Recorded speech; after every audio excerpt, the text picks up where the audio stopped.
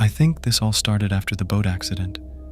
It's been almost 5 years, but I've never felt the same since. My girlfriend Nira drowned that night. It was a quiet evening on the Chao Phraya River near Bangkok, and we were just out for a ride. The water was calm, the air cool, and we were laughing about something I can't even remember now. But then, in an instant, everything went wrong. The boat lurched after we hit some debris and we capsized. I survived, swimming frantically to shore, but Nira didn't make it. She wasn't wearing her life jacket. They told me later that she probably lost consciousness and drowned instantly. But I know that's not true. I saw her. She was still alive, struggling in the water, eyes wide with panic. I was too far to reach her. I couldn't save her. She was pleading with me, and I couldn't move fast enough. I had to watch as the light in her eyes slowly disappeared beneath the water. It took hours for rescue teams to find her body. I was left sitting by the riverbank, drenched, shivering, waiting. I spent weeks in the hospital recovering from shock and minor injuries. The doctors gave me something to help me sleep, but it didn't work. Every night I'd wake up in a panic, convinced that someone was in the room, watching me. I'd hear strange noises in the dark, the creak of the hospital walls, footsteps far away in the hallways, and sometimes I swear I could hear water dripping, as if it were inside my room. Before the accident, I was a software engineer working remotely, but after I got out of the hospital, I couldn't bring myself to go back to that life. Nira's parents, kind as they were, let me stay with them at their place in Ayutthaya, in her old room. They never blamed me, not openly, but there was always a tension in the air. Maybe they were too polite, or maybe they didn't know what to say to me, the person who was there when their daughter died. That first night in her room was strange. I remember lying on the bed, staring at the ceiling, trying to relax. I hadn't been sleeping well, and the exhaustion was starting to catch up to me. Sometime after midnight, I drifted off into a restless dream. In it, I was walking through an old, empty temple. The place was abandoned, the stone walls cracked and moss-covered. I wandered from room to room, calling out Nira's name, but all I found were more empty chambers, more silence.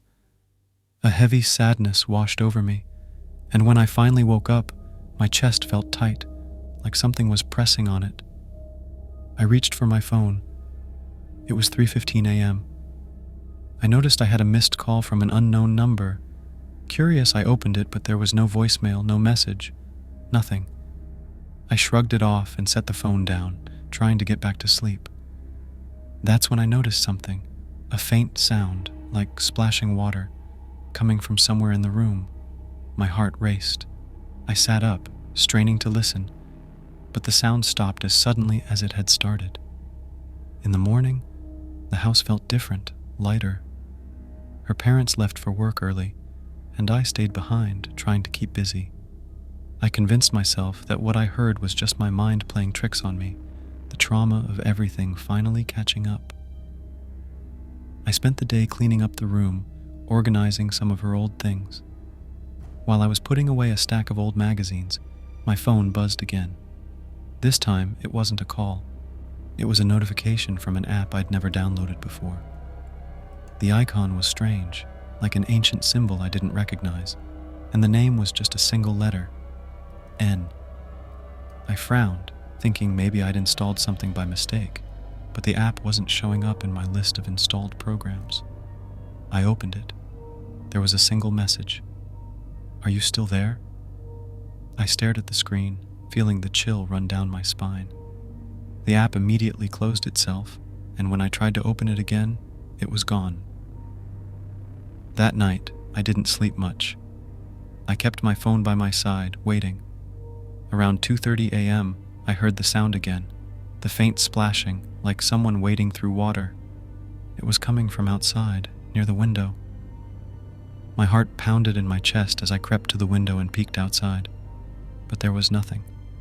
No one. Just the stillness of the night. The next morning, I decided to investigate. I took a walk down to the nearby river, the same river where we used to go with Nira. I had this strange feeling that I was being drawn there. like I needed to face something.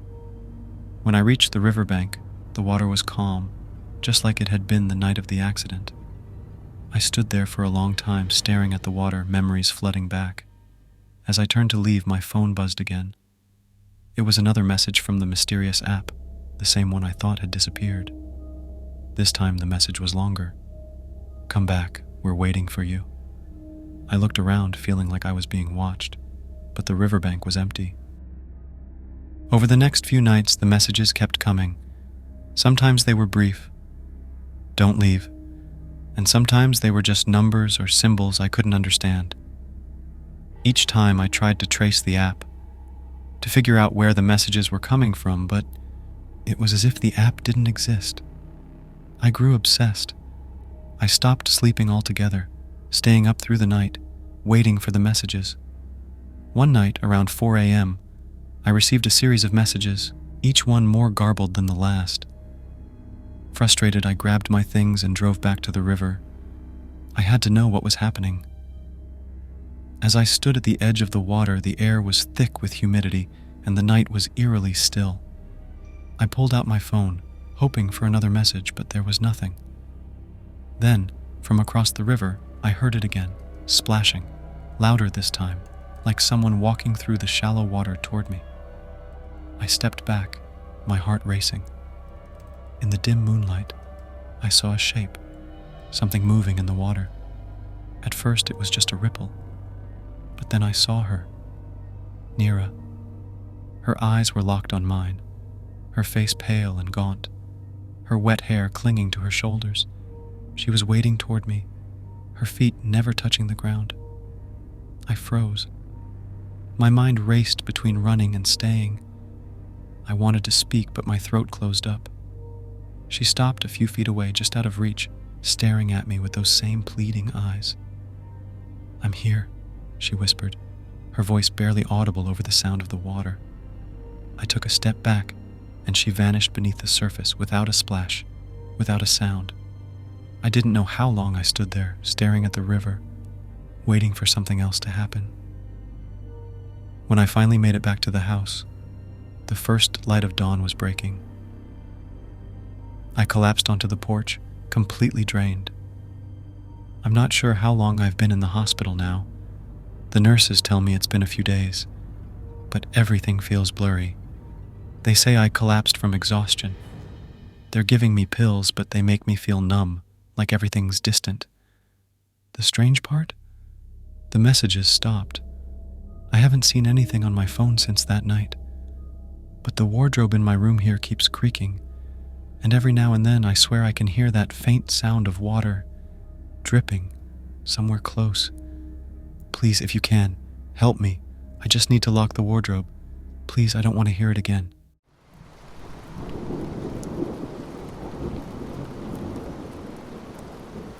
Rumors swirled around the narrow soi behind a small roadside restaurant in Chiang Mai. Locals whispered that it was haunted by the spirit of a young woman who had been brutally murdered there many years ago. People avoided the alley after sunset, convinced that her vengeful ghost prowled the area. No one could point to anyone actually harmed by the spirit, but the stories were enough to keep most away when darkness fell. Despite the chilling legend, the restaurant's business remained unaffected. Its main entrance opened onto a bustling, brightly lit street, so customers continued to enjoy their meals, unaware of the dark history lingering just steps away. One evening, as the restaurant buzzed with the chatter of diners, a rough character named Somchai stumbled in.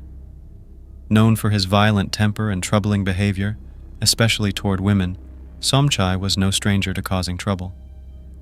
After downing several shots of rice whiskey, he suddenly stood up and slurred to the room, "I saw a pretty young thing waiting in the alley out back." The owner of the restaurant paused, nervously clutching a stack of plates. The other men at the tables exchanged uneasy looks. No one said a word, but the ghost of the vengeful woman flickered through everyone's minds. Somchai staggered toward the back door, and not a single person moved to stop him. "Let him get what's coming to him," someone muttered under their breath as he disappeared into the night. The restaurant owner sighed, silently hoping that something would teach Somchai a lesson about respecting others. Moments later, a blood-curdling scream ripped through the air from the direction of the alley. The restaurant fell silent, every face turning pale. Had the ghost finally claimed another victim? Or was Somchai up to his usual crimes? Several of the men jumped to their feet and rushed outside. As they stepped into the alley, an unnatural chill wrapped around them, and they were momentarily blinded by an eerie, glowing light. The restaurant owner pushed through the crowd and gasped. There, on the ground, lay Somchai, his throat shredded and blood pouring out in thick streams. Hovering above him was the translucent figure of a young woman, her long black hair swaying in the air, her eyes glowing with a sinister red light. Blood dripped from her lips as she stared down at Somchai's lifeless body. She then turned her fiery gaze toward the gathering crowd, locking eyes with the restaurant owner. Slowly, she wiped the blood from her mouth and gave a chilling smile before vanishing into the night, leaving only the cold and the darkness behind. At their feet, Somchai let out one final, gurgling breath before falling silent forever. When the authorities arrived, they were skeptical. But with so many eyewitnesses, they had little choice but to document the strange and terrifying event. The restaurant owner, shaken to his core, resigned the next morning and found work far from the haunted alley.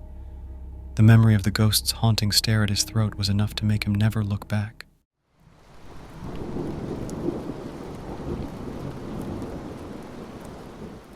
Imagine a high-rise building, a massive spiral condominium towering above the green hills of Chiang Mai, Thailand.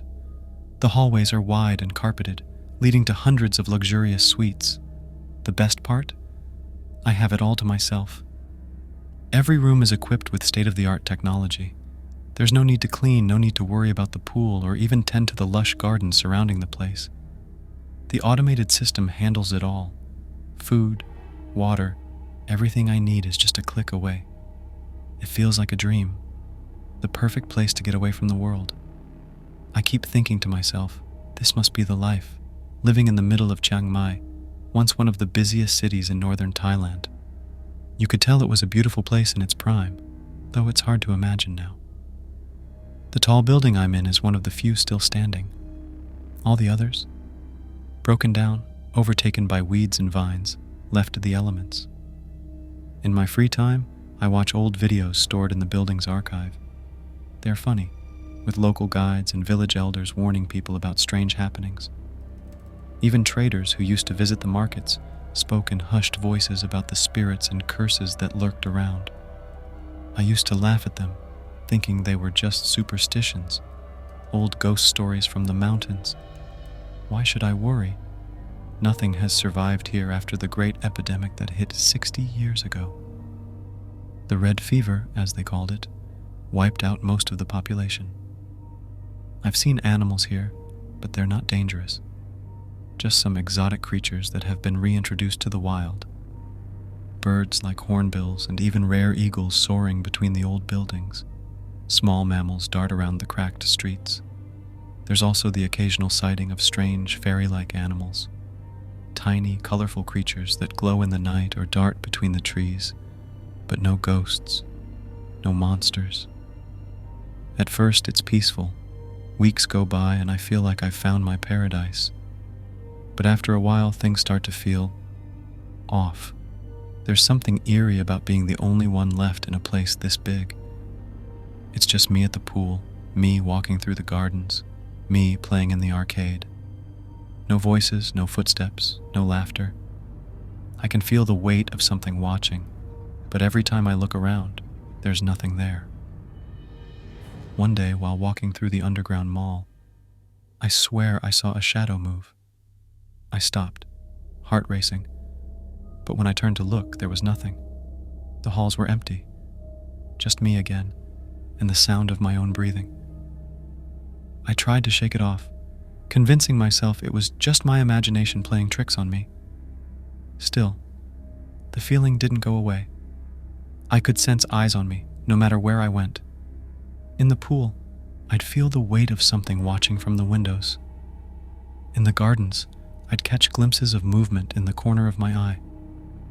but when I turned to look, there was nothing. The silence was so heavy it felt like it was pressing down on me. Late one night I sat up in bed, trying to calm myself by reading. The wind outside was howling, rattling the windows of the tower. The sky was dark, clouds swirling with the threat of a storm. As I turned the page of my book, there was a sudden knock at the door. A sharp, loud knock that made my heart jump. I froze, staring at the door. No one had knocked before. No one was supposed to be here. Slowly, I tiptoed to the door, my hands trembling as I reached for the peephole. Peering through it, my breath caught in my throat. Staring back at me were faces, pale as bone, with sickly orange-yellow eyes. I stumbled back from the door, my heart pounding in my chest. Who were they? How had they gotten into the building? My mind raced with questions, but I was too terrified to think clearly. I pressed my ear to the door, trying to listen, but all I could hear was the wind howling outside. Minutes passed, and the knocking stopped. I stood there, too afraid to move, too afraid to even breathe. Had they left? Were they waiting for me to open the door? My body was frozen with fear. Finally, after what felt like an eternity, I gathered the courage to peek through the peephole again. This time, the faces were gone, but the feeling of being watched, that deep, unsettling sensation in the pit of my stomach, remained. I backed away from the door, my eyes scanning the dark corners of the room. Was I safe in here? Or had they already gotten in? I had no answers, only fear growing inside me as the winds outside the tower continued to howl.